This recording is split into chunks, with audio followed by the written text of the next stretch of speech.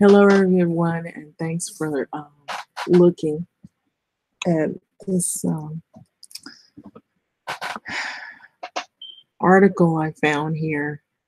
It was not that long ago, of course. I think it was today. I just saw it and happened across it. And you know me, one of those kind of people that a lot of things pretty much stand out.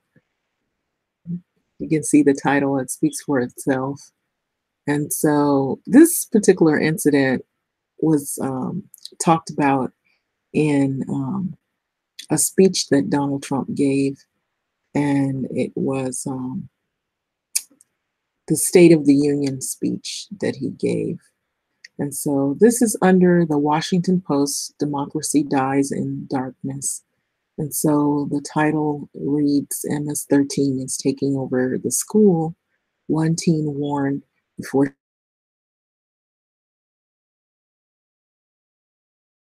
by Michael E. Miller. And it's pretty lengthy, but it goes into some details to why this family and many other families, for that matter of fact, have taken steps to sue, to get answers and to pursue as to why their children are attending schools that have active crime and intimidated situations for the students to even continue going there, because they're actually in classrooms with members of the murderous MS13 gang. And so here you see pictured Elizabeth Alvarado and Rob Mickens. They're the parents of a slain Brentwood High student named Nisa Mickens, and they're still mourning the loss of their daughter's death. So this is Brentwood, New York, and it reads that an old minivan appeared near the school on a Tuesday morning. Its Illinois plates, the only thing that was out of place in a blue-collar suburb of central Long Island. But as the backpack-toting teenagers passed by on their way to the Brentwood High, the van doors suddenly swung open. Out sprang members of the violent street gang of MS13, armed with baseball bats, and they attacked 3 16-year-old students. And they suspected them of being rivals or in rival gangs before they drove off. And so the police spotted the van in the same neighborhood the following afternoon and surrounded it at gunpoint. And so they discovered that an MS13 members were in the midst of trying to abduct a 4th student. And so we were going to take him somewhere private and beat them to death, says Miguel Rivera, 20 years of age, to a Suffolk County indictment. So this is an MS gang member saying what he was going to do to other students, that he was going to, they were going to take the student, kidnap him, and then they were going to take him somewhere and attack him. So in December, there were 6 arrests of Rivera and 4 others that thwarted the police say would have been the 6th murder of a Brentwood High School student by an MS13 gang member in less than 2 years. So the incident also shook the school for another reason. All but one of those arrested attended Brentwood, according to Suffolk County Police. 3 were unaccompanied minors who had been caught at the border and then placed in a community by a federal refugee program. So there's a federal refugee program for these unaccompanied minors that are coming across the border illegally. And so they're protected. But what about others that aren't protected here in America? So where does that leave us? So to go on further, New York to Virginia to Texas schools in areas racked by MS13 violence are now struggling with a sobering question: what to do when the gang isn't just in the community, but in your classrooms. And so for the past year, the Trump administration waged a nationwide wide crackdown on MS-13. Nowhere has this effort been more intense than in Suffolk County, where police say that the gangs have committed 27 murders since a surge of unaccompanied minors began arriving in 2013. So there's a huge gang problem. There's an uptick in the gangs, and they've been arriving unaccompanied. So, in other words, they're doing illegal border crossing. And so this also brings up the whole issue and fight with the DACA and all of this, when where he brings up, Donald Trump brings up these incidences of chain migration, and when one person invites one family member and then another family member there follows. Also, you have people who they see others going, so they think it's okay. We don't have to abide by any rules or laws, just cross the border and go into some other place and wreak havoc. And these gang members have been doing so. So in January, there was a State of the Union address by Trump that recounted the story of, which is Kayla Cuevas and Anissa Mickens, two Brentwood High School students that were killed by MS-13 September 2016. Many of these gang members took advantage of a glaring loophole in our laws to enter the country as unoccupied or unaccompanied alien minors, and they wound up in Kayla and Anissa's high school. And the president said that as the girls' parents who had been invited to watch the speech at Capitol Hill wipe their tears away, faced with an influx of scores of unaccompanied minors and an uptick in gang violence, Brentwood High has been criticized for both doing too little and too much to address the problem. So this is Evelyn Rodriguez and Freddie Cuevas. And so you see there the parents of the girl prosecutors say MS-13 killed. They wiped away their tears during the President Trump's State of the Union address speech. And so if you didn't remember that speech, this was the parents that were up there, and that when they addressed the MS-13 and the gangs and the gang violence in local communities in New York. So $110 million federal lawsuit was filed in December by Kayla's mother, claims administrators failed to protect her daughter, which was 16 years old, allowing MS-13 to create an environment filled with fear within the school. Meanwhile, a class action suit brought by an American Civil Liberties Union against the Trump administration alleges the school went too far, hastily labeling kids as gang members and leading to the wrongful imprisonment. And so there's back and forth battle on that issue. School officials say that they walk a fine line reporting illegal activity while respecting students' rights. We can see a gang member coming a mile away. We can see a gang member coming a mile away, said Carlos Sanchez, safety director for the Brentwood Free Union School District. The problem is that it's against the law. It's not against the law to be a gang member, but even if they identify themselves as MS-13. So, in other words, what they're saying is you could very well have teens that are affiliated or actually in the gangs, and they are affiliated with MS-13. So that in and of itself isn't a crime. But what's the problem is they're trying to be careful not to label kids who aren't in gangs as gang members because of ethnicity and what have you, and identifying people, based on profiling them and whatnot. So they failed my daughter. There's a quote from the parents.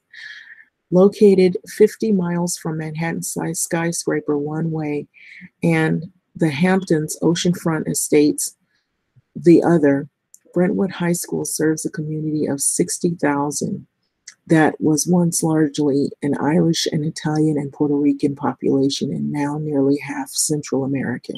So this is a large problem where they're having an influx of students that are from another culture, and then they have a majority of students who are also unaccompanied minors.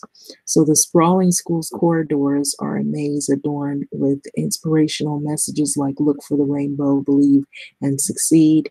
Only a few signs on the classroom doors hint at the school's transformation in recent years. So I work with and for undocumented students and families on reads. So starting in 2013, thousands of unaccompanied minors, most Central American, began entering the U.S. illegally from Mexico each month, many turning themselves into authorities. So more than 200,000 have been detained, screened, and then placed with relatives by the Office of Refugee Resettlement. Nearly 5,000 have been sent to Suffolk County. Schools are required by law to enroll and educate these students as well. So Brentwood High and the student population soared to 4,500, making it one of the largest schools in the state. And so we had to open many more classes and hire more teachers, recall Wanda Ortiz Riviera, the school district heading of bilingual education. So this is the main entrance to Brentwood, one of the New York's largest secondary schools. So the challenge went on beyond language. Many of the new students were years behind in their education, and some never even had went to school and couldn't read or write in any language for that matter. So Brentwood had long been overwhelmingly Hispanic, but the sudden surge in enrollment led to new tensions there. So there were a lot of Salvadorian people. Salvadorian people we don't like, said Mabel Castellano, a friend of Misa's and Kayla's, who said that she attended Brentwood for 18 months. And some of them would say that they had family members in MS13, and they said, I'm going to get my brother or my uncle or my cousin on you. So basically threatening kids and pretty much intimidating and very territorial in the school and having the taking over mentality. So using gang threats. So Sanchez, the school's district safety director, said MS-13 had long been overshadowed by gangs like the Bloods and the Latin Kings. And so the last couple of years, when we had an accompanied children's that were coming from the other country like Mexico, that's when we saw the change. He said, by providing vulnerable newcomers with a sense of belonging, MS-13 became the powerhouse. And so basically the MS-13 gang wanted to take over the school and then also the neighborhood as well, I'm sure. So first, a former Brentwood school was fatally shot by the gang November 2015, police say, and then the Brentwood students began to go missing. So a 15-year-old from Ecuador named Miguel Garcia Moran vanished on February evening. And so 2 months later, Oscar Acosta, a 19-year-old Salvadorian, he left home to play soccer, never returned. And in June 2016, Jose Pena Hernandez, 18 years old, suspected MS-13 member, disappeared as well. So this is certain gang tattoos that some people will have to describe themselves are show that they're involved in a gang. A lot of times they'll have under the neck, behind the ears, or on the face, back, trunk, sometimes close to the trunk region, like around the front of the stomach. Could be on the legs, front, back, around the arms, or covering the whole arm. And so there's distinct tattoos that will say that they're in fact in a gang. It could be the gang sign, or it could be the actual numbers, or it could say the gang name in it of itself. So 3 missing immigrant teens didn't draw much attention to Brentwood, but that would change with the killings of Kayla Cuevas and Nisa Mickens. So Kayla was a basketball player from Puerto Rican family that had clashed with MS-13 2 years earlier at a Brentwood freshman center. So where the gang members, they spat on her, they stole and broke things that she had and taunted her. according to the mother's lawsuit. So things escalated in the summer, and MS-13 members threatened her with a knife, and then they continued to do so, and then continued to attend Brentwood High, the lawsuit says. So they kept going to the school even though there was nothing really done about the attack. So she used to tell me, "Mom, they're taking over the school. It's like they're everywhere," said Evelyn Rodriguez, who has become the face of MS-13's victim. Rodriguez said that she and her daughter reported the bullying to school administrators, who promised that the knife-wielding student wouldn't be allowed back in the school, he'd be suspended. But when Kayla's 16-year-old, who had exchanged online taunts with that MS-13, showed up for class that fall, she was still there, or he was still there, and he was never suspended from the school. So this was put in the lawsuit as well. So after the confrontation at Brentwood, federal prosecutors say that MS-13 put a green light out, or a kill order out, on Kayla, and then the members then used the what is called the throat slicing gesture toward her at school to threaten her and intimidate her and let her know that they were going to kill her.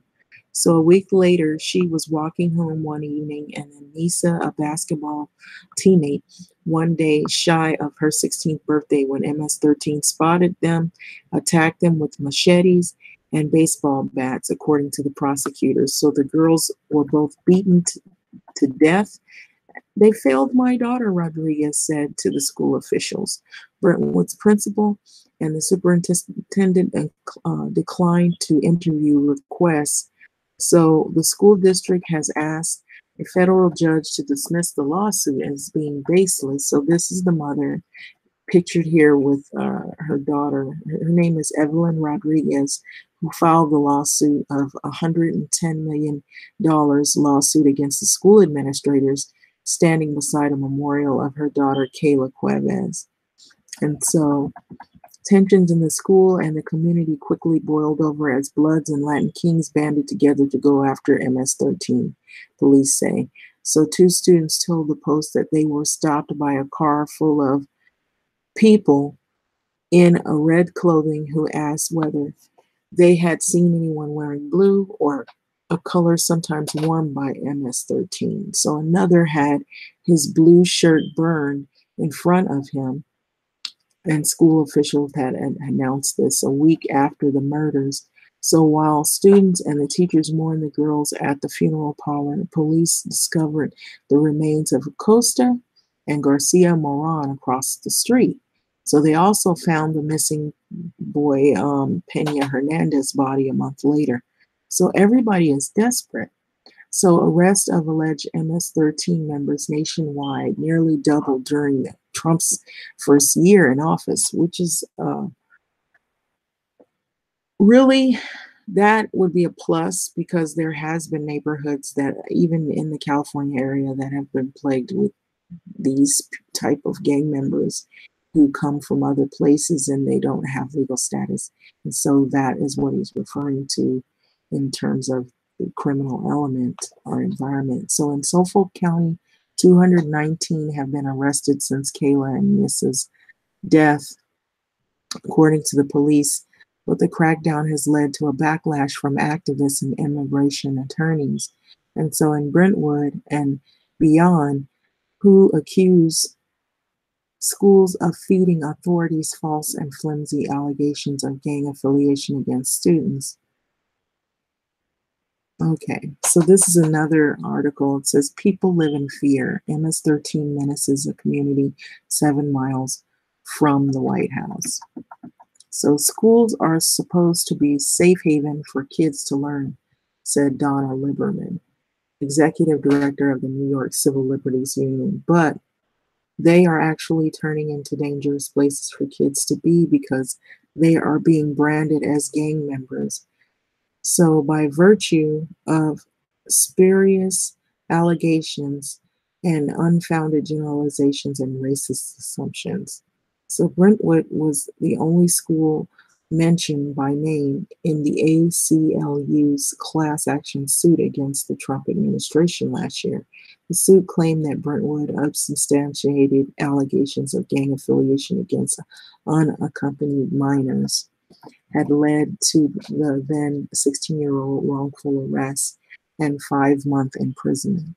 So Brian Johnson, the teen, and his immigration attorney said that the information the school passed along to the police and eventually Immigration and Customs Enforcement wasn't just inaccurate, it may have been illegal.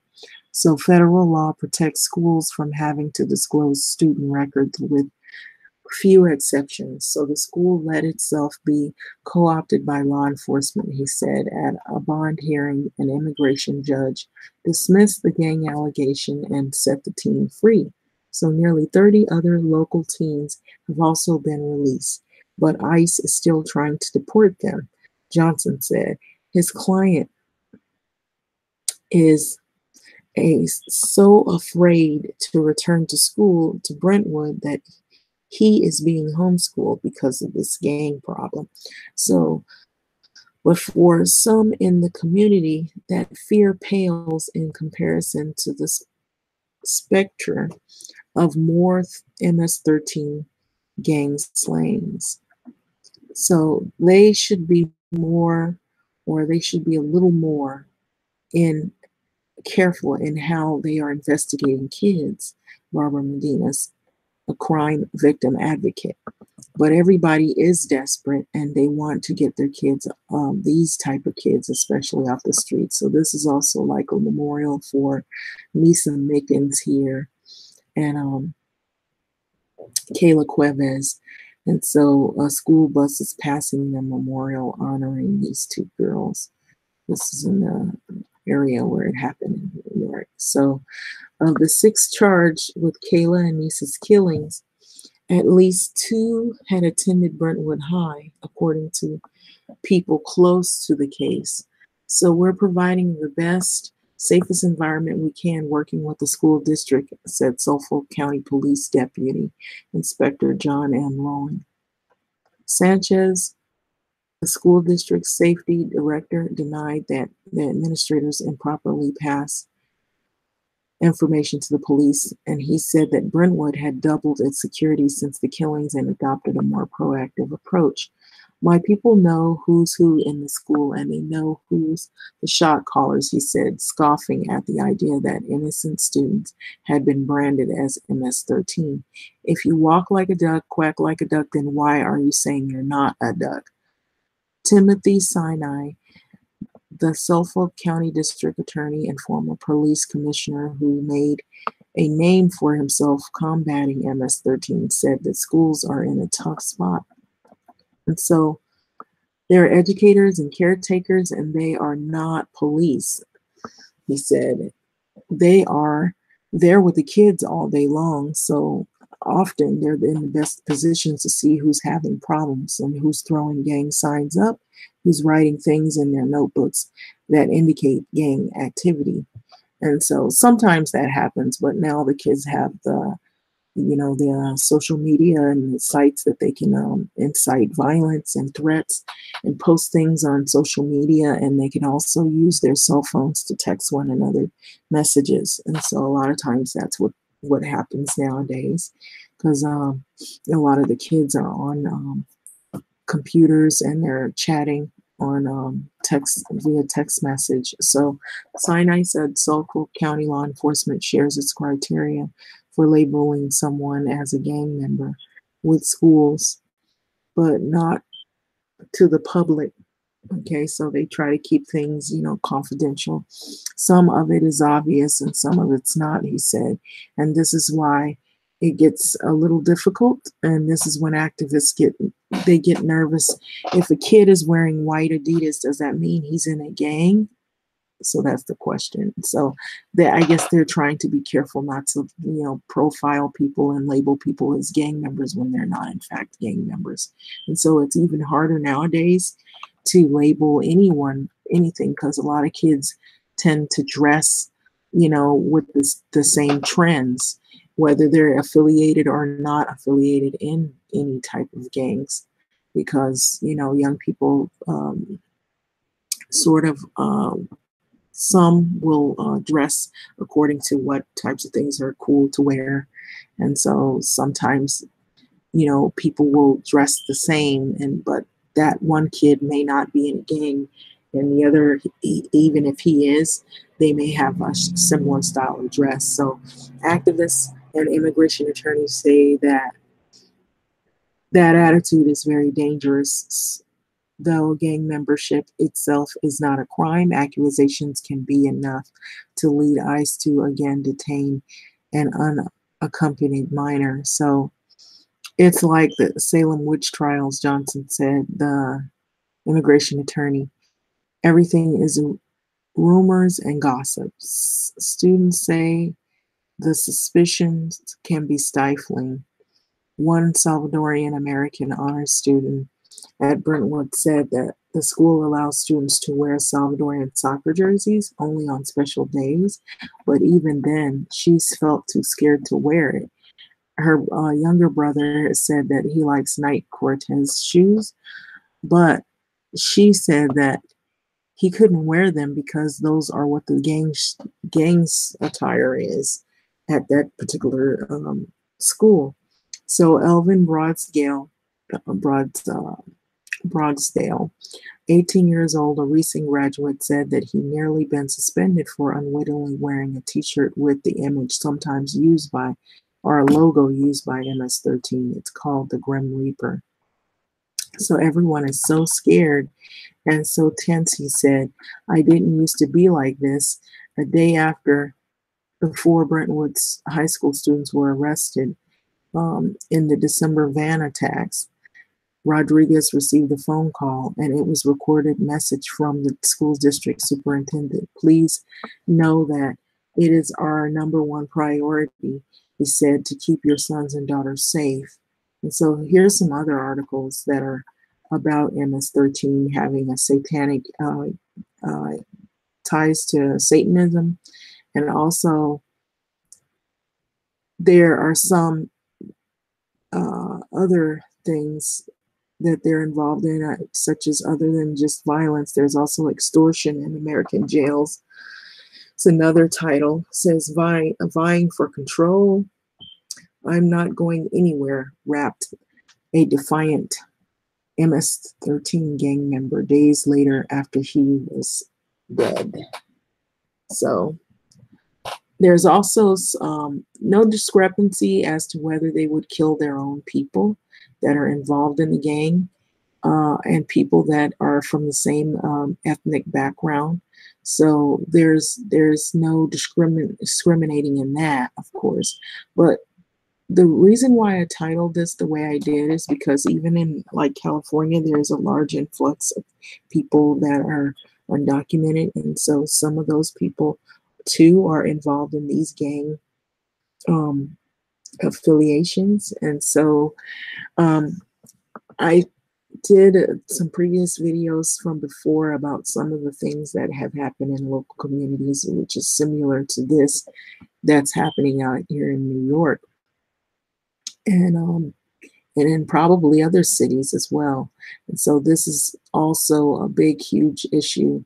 And so it is now being addressed, of course, but as to before, it wasn't when it was happening. And so my question is why weren't, some of these Black Democrats who are in political positions of power, why don't they protect their own citizens?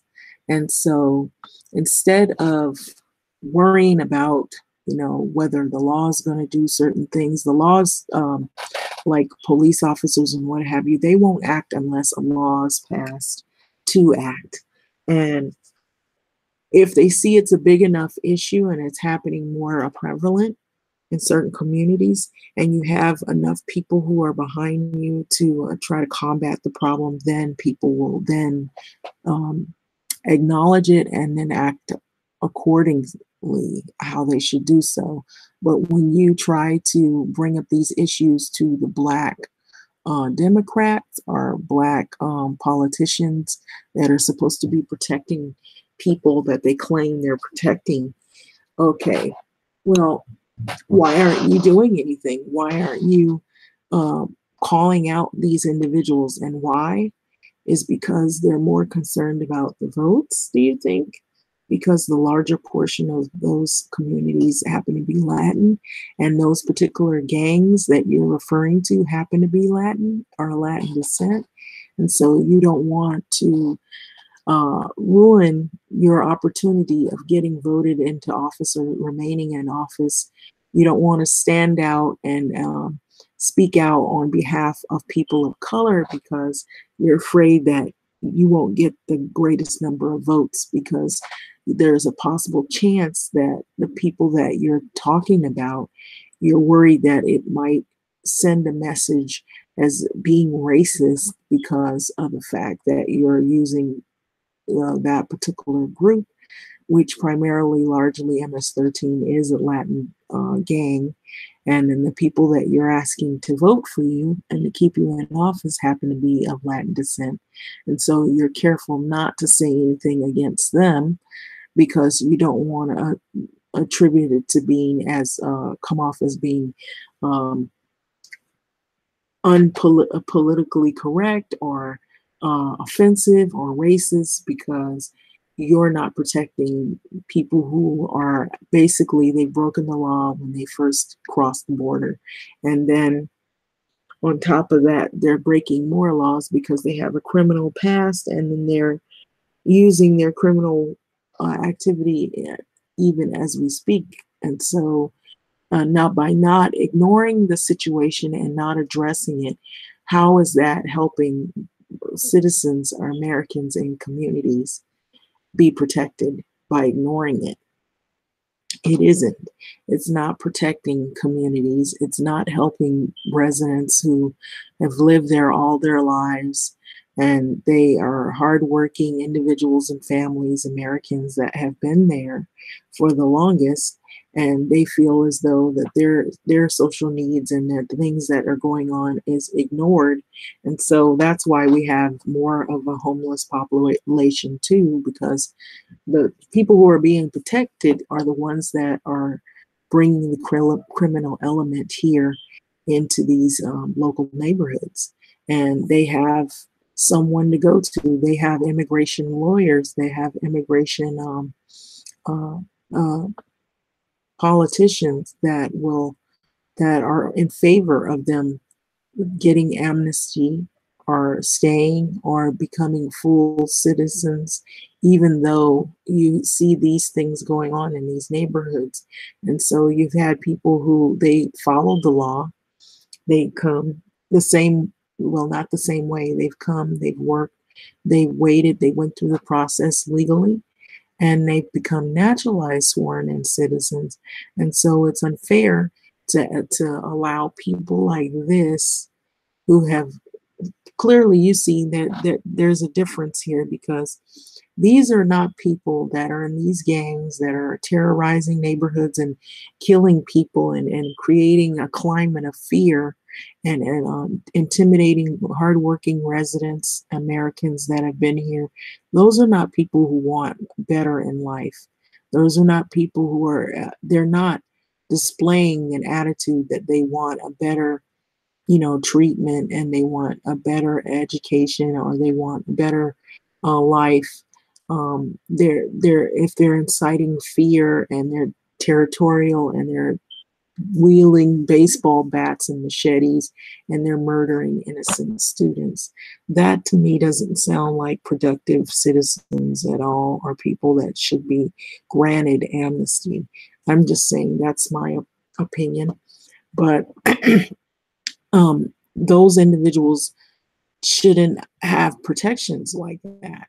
And then you ignore Black citizens or you ignore American citizens, Black American citizens, or any American citizen, even if they're not Black, that they can't be protected from these individuals that come here that do this kind of stuff in these neighborhoods.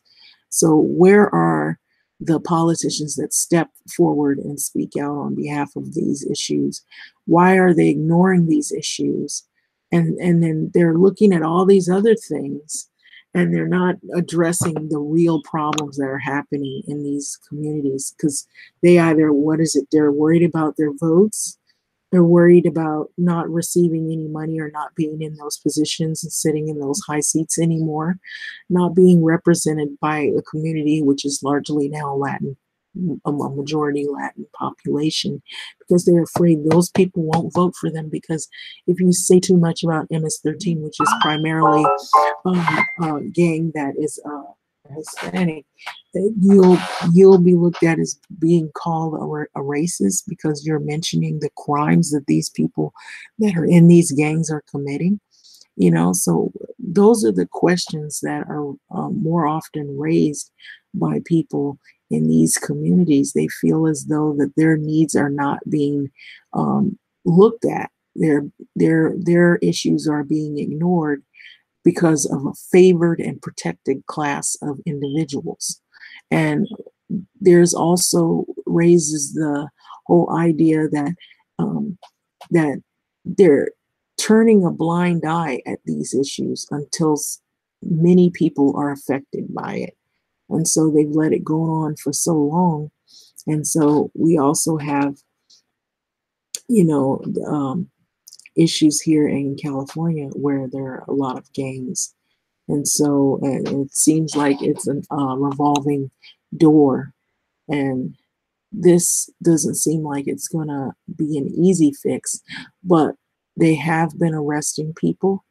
They have had a number of arrests, a number of deportations happen where they have found that these individuals are affiliated with this particular gang.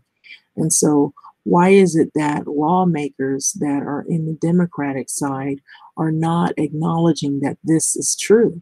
That, if you're going to protect citizens, then you need to protect citizens and not ignore these type of issues because you're afraid that you're not going to get the votes, or you're afraid that, oh, I'm only catering to, well, if you can cater to a particular number of people based on votes, then you should be more concerned about American citizens' safety rather than catering to a group of people who, in the first place, should not have come here the way they did by breaking the law.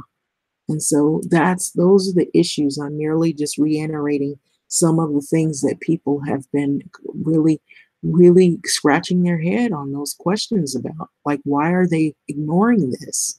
Why is it that when this issue is brought up, it's as if, oh, those are isolated incidents. It's like they're turning a blind eye to this. And so I just thought these were some good points to bring out, because this has happened a lot in the Black communities, smaller communities where people don't have a voice and they can't speak out. There's nobody that speaks out on behalf even of Black residents that have been terrorized in neighborhoods from the same type of violence that has taken place, run out of neighborhoods because of the fact that they want to be territorial and take over a neighborhood. And what they call this ethnic cleansing. These gangs do, because they use their tactics of racial ethnic cleansing to weed out Black residents so they can take control of neighborhoods. And so they use intimidation, they use guns, they use knives, they use tactics of fear. If you move in beside them, they won't speak to you. They'll look at you funny when you walk in and out of your house. You're afraid, you think things are going to be missing. When you get back, you're going to be robbed, or you're going to be mugged, or you're going to be beat to death. And then they run in like a group in packs, like wolves. And so if you have a problem with one, you best believe there's 3 others that follow behind them. And then they will use tactics of threat to say that they're going to get their mother, their uncle, their sister, their brother, their cousins, and whoever. It's like the whole group jumps on one individual, and you may not have done anything wrong. You may be working, you may be somebody that goes to school that doesn't bother anybody, doesn't intimidate anybody. You pay your bills like any other American citizen would do, but simply because of the color of his skin being Black, you're not the way that person look or speak the way they do, so they want you out. So there have been incidences that have happened here in California like that. And these Black politicians that claim that they want to help the community don't address those issues, at least not enough, not enough. And so that has happened. And that is the reason why you see this is happening in other communities of people from other neighborhoods and backgrounds where they're being intimidated. And it's so ruthless in these gangs that they don't have what they try to be, as if they're ethnically trying to weed out others, but they don't have any limitations on killing each other as well within these gangs. If somebody doesn't carry out an order, somebody doesn't do something right, or they feel this person is not, following the code of the street in these gangs, then they will turn around and go for each other. So I just thought these were some important things because a lot of people, even in the Black community, have wondered, why a lot of times you'll have people who are supposed to represent people of color. You have Ben Carson, you have Kamala Harris, you have Maxine Waters, some other people, whether they're Republican or Democrat. Um, You'll have on either end, you'll have people who are totally, not doing anything for the Black community, and then people who will pander to a Black community and say they're doing something, but they then turn around and protect the very criminals that are intimidating people that are Americans in these communities. It's sad. So it's like a back and forth pendulum. It keeps swinging back and forth, and you almost don't really know who to trust, because we could always point the fingers and say, okay, Republicans didn't do this or they did do that. But now I'm seeing a lot of untruth, people that are not really working for the community. They're more working for votes. They're there with the intention to get voted in so they can sit in those high seats, but not do anything for the people that live in the actual neighborhoods that they're supposed to be representing. And so those are the questions that I posed here. But tell me your thoughts, subscribe, and thanks for listening.